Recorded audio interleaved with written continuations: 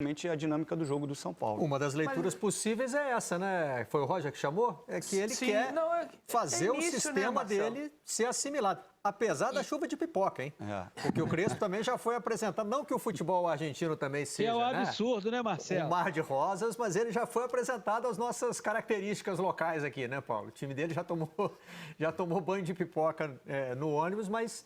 Pelo visto, Roger, é uma das leituras, claro, né? A gente não pode aqui bater o martelo. Sim, e nesse início de trabalho, principalmente nessa fase de Campeonato Paulista, eu acho que ele tem que testar mesmo, ele tem que fazer as pesquisas internas de posições, de que cada jogador gosta de jogar, onde ele pode utilizar cada característica,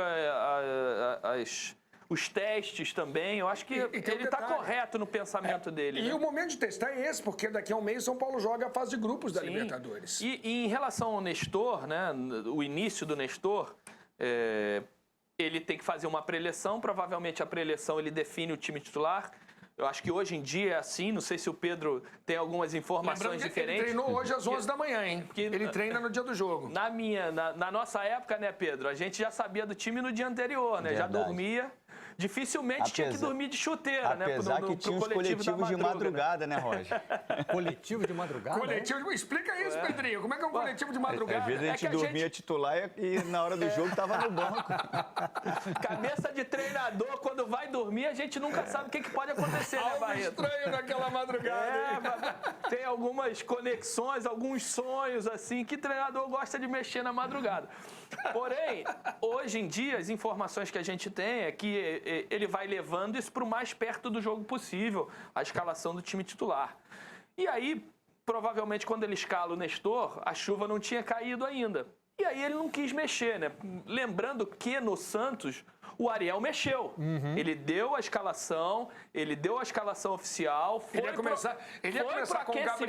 começar com o Gabriel Pirani, ele muda em função da chuva e coloca o Bruno Marques. Ele vai para o aquecimento com o time escalado. E aí, quando ele vê o campo naquelas condições, ele faz a modificação, ele coloca o Bruno Marques, que é um jogador muito mais alto, de contato físico. E até funcionou no que dava para funcionar no primeiro tempo. E aí, agora, quando o campo melhorou no segundo tempo, ele modifica novamente o time. Time que ganhou, a gente fica vendo várias mexidas do treinador, né? O que pode ter funcionado ali, o time faz 4-0, né? É mais fácil da gente observar, né? Agora, o Roland encara o seu primeiro clássico com 4-0 contra. Barreto, o Roger falou, dá a palavra para o PC já? Foi o PC que chamou ou não? O Roger falou sobre leitura de jogo. Se a gente observar o terceiro gol, e aí eu fico pensando, será que é culpa do treinador? Né? O terceiro gol que sai o lançamento para o Pablo, num linguajar mais acadêmico, é uma bola descoberta. O jogador do São Paulo tem toda a visão do campo aberto, com possibilidade de passe. E, se eu não me engano, o Luan Pérez, ele está com um posicionamento que ele já teria que estar correndo para trás, ele está com os dois pés ali. Quando ele gira, o Pablo já saiu nas costas para dar esse facão e fazer o lançamento. Então, eu acho também, eu converso muito com o Roger sobre isso, que a tomada de decisão, ela tem um poder crucial no modelo de jogo do treinador. Eu posso passar todas as informações para você, Barreto. Se você tomar a decisão errada, como uma leitura de jogada, ele está vendo que a bola já está de frente. Olha lá, olha os dois pés, um do lado do outro, e o Pablo já está correndo. Se na hora desse lançamento ele já estivesse correndo para trás, de repente ele poderia até dar um desvio de cabeça. E é importante esclarecer, né, Pedrinho, que a tomada de decisão, ela também pode ser treinada. Sim, Quando a gente fala de tomada de decisão, fica parecendo que pode ser um improviso. A bola descoberta, esse termo bola descoberta, é porque não tem nada pressionando o adversário, não tem nada cobrindo a visão. Então, assim, ele já sabe que a bola está livre e ele está lá no meio de campo. Então, ele já poderia fazer o movimento antes. O Pedrinho falou que a gente conversa bastante. Ele foi sutil, ele foi delicado, porque a gente briga bastante. Porque a gente... ele tem as convicções dele, eu tenho as minhas. A gente pensa parecido muitas vezes e algumas vezes, poucas, a gente pensa diferente. O Pedro foi cracaço de bola e na leitura dele de futebol, nesse futebol moderno, ele gosta muito dessa questão da saída de bola e da pressão pós-perda também, do time que está no ataque para pressão pós-perda. Eu sou um cara que eu me cuido um pouquinho mais, né? Que eu gosto de uma coisa mais equilibrada. Nesse lance específico da bola descoberta, eu acho que sai num erro bobo de passe, numa bola tentada, numa tentativa de acionar o Soteldo do lado esquerdo. O Soteldo faz o movimento correto, que é fugir da marcação para ter o espaço para dominar ela e partir para cima do adversário. Aí o passe é muito errado e vai no pé do Igor Vinícius. E aí tira a possibilidade dessa pressão muito rápida para pressionar o Igor Vinícius. E aí é uma questão lá atrás do jogador que torce, né, Pedro? Do zagueiro que está ali torcendo pela ação ofensiva do seu time e já esqueceu que tem que marcar, que tem que desconfiar de um erro ofensivo do time dele para estar bem posicionado. É muito mais, eu acho, que um erro de posicionamento da zaga do que realmente a questão de corre para frente, corre. Olha só, eu acho que é o Sandro que erra. Esse domínio aí, ó, Roger, essa dominada aí, ó, o Luan Pérez já tem que correr para trás. É bola descoberta, sem pressão nenhuma, o lançamento vai entrar, ele está na linha do meio de campo. Ele faz exatamente o que você falou, ele fica admirando a jogada. Né? Então ele tem que ter a leitura, ele sabe que alguém vai dar um facão nas costas dele. A bola está limpa para o jogador fazer o lançamento. Se ele girar para correr, o jogador já vai estar finalizando, como foi que aconteceu. Então, assim, ali não tinha como dar a pressão pós-perda. Aí você entra com outro princípio de jogo, é chato isso. Mas olha lá, ele está com os dois pés e o Pablo, olha o Pablo lá do lado dele, já em movimento. Mas, ô Pedro, vamos colocar mais um ponto. O Luiz Felipe, ele não está muito mal posicionado também? Sim, também. Porque ele está 2, 3 metros atrás da linha da zaga, né? E está longe do Pablo, que é o único cara ali na frente. Sim. Também. Eles estão um pouco avançados, né? Avançados. A linha tem que ser na linha da risca do meio-campo, até porque a linha do meio-campo deixa, mas aí, Roger, deixa o Pablo em posição legal. História. Aí o termo que você usou é esse. Os dois zagueiros estão torcendo, né? Não, e outra coisa, Luiz. Estão admirando o lance que acontece lá na frente. O Roger falou do goleiro do Santos no meio do caminho. E aí é mais um erro. Porque se você joga com um bloco alto, como estava o Santos lá na linha do meio de campo, o goleiro hoje ele faz parte dessa compactação. Então, se ele está mais à frente, provavelmente ele faria o corte. A gente vê muito Neuer fazendo esses cortes e a gente fala assim, nossa, a bola está entrando e o Neuer está tendo que sair igual um maluco. Não, aquilo ali é treinado. Ele está ali para fazer o acompanhamento e a compactação das linhas. Muitas vezes a gente acompanha, Luiz, a gente vê uma jogada e pensa na reação do jogador, né? Mas o futebol moderno está ensinando a gente a avaliar muito antes disso. É exatamente esse exercício que o Pedrinho fez agora. Ele reagiu daquela maneira porque ele deveria estar ali. Aquela era a movimentação esperada dele. Qual era a linha que ele deveria estar seguindo, né? O goleiro. O Pedrinho acabou de falar do goleiro. Foi uma decisão errada. Mas na verdade, não é só a decisão. Erram, né? O sistema defensivo inteiro erra. Isso aí. Porque o Luiz e o Luan estão torcendo e o John está acompanhando a distância. O único cara que está ali com condições, numa eventualidade, para receber a bola é o Pablo. E está todo mundo... Eles estão atentos a outras coisas, não o John Pablo. Sai e volta. Ele aborta a saída. Pois ele mas tem que estar mais à frente, ele está dentro da área, ele tinha que estar pelo menos na cabeça da área, ele, naquela meia-lua que fecha a área, se ele está ali, ele tem 2 metros, 3 metros à frente e faz o corte. O Alisson, que estava à frente dos dois, é quase surpreendido quando ele vê o... Você vê, presta atenção, tem uma câmera que está de trás, mostra o Alisson leva um susto, aí ele corre. Ele dá uma corrida que já não serve mais para nada, né? Exatamente. Aí demonstra exatamente que o posicionamento está errado.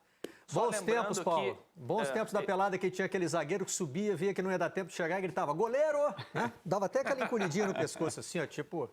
Cada vez mais o futebol pede que você anteveja a jogada, né? Sim. Quer dizer, o nível de atenção, ele tem que ser muito elevado. O saldo que esse clássico deixa é de que, em relação ao São Paulo, o Crespo já tem uma base sobre a qual ele pode trabalhar. Mas, em contrapartida, o Ariel Rolando Santos, ele perdeu um jogador que foi essencial no Campeonato Brasileiro para o Santos, que foi o Diego Pituca, um dos melhores jogadores do campeonato, jogador de meio de campo, que fazia uma diferença para o Santos. E o trabalho de construção do Ariel para essa temporada do Santos, além das limitações financeiras que o Santos tem, ele vai ser mais árduo. E já nessa terça-feira, o Santos estreia na pré-Libertadores enfrentando o Deportivo Lara. Então, são 2 times em estágios diferentes. Agora, fundamental, Marcelo, é que a gente vive hoje uma fase de entusiasmo e linchamento. Um você glorifica e o outro você lincha. Provavelmente amanhã vai ter muita gente já glorificando o Crespo e linchando o Ariel Roland. E eu entendo que não é nem para uma coisa, nem para outra em relação a esses 2 trabalhos que estão apenas começando. Ô Marcelo, só para a gente, eu acho que fechar essa questão desse gol, a gente tem que lembrar também que existem momentos, a gente tem que fazer os recortes do jogo. Nesse momento do jogo, o Santos já estava perdendo por 2-0. Então já é um time que está indo quase que de qualquer maneira para frente, é um time que se expõe mais.